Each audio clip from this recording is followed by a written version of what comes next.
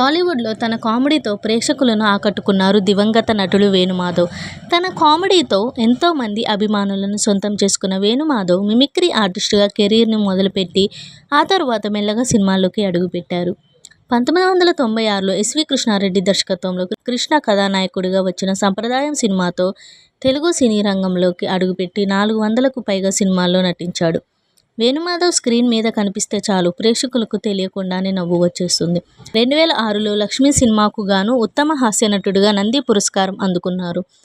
కాగా వేణుమాధవ్ 2016లో అనారోగ్య సమస్యలతో కన్నుమూశారు. లేకుంటే ఆయన ఇప్పటికీ ప్రేక్షకులను నవ్విస్తూనే ఉండేవారు. ఇక వేణుమాధవ్ ఈ లోకాన్ని విడిచి ఇన్నేళ్లు అవుతున్నా తెలుగు ప్రేక్షకులు ఇప్పటికీ ఆయనను గుర్తు చేసుకుంటున్నారు. తాజాగా కేజీఎఫ్ సినిమా కథను ముందే వేణుమాధవ్ చెప్పారు.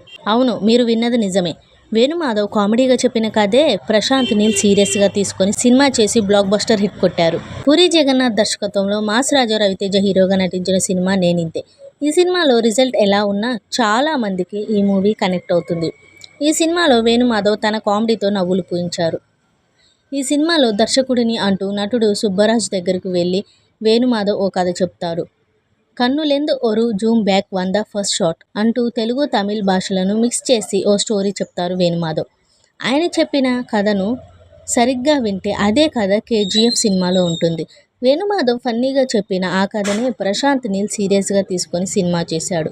ప్రస్తుతం దీనికి సంబంధించిన వీడియో నెట్టింట వైరల్ అవుతోంది.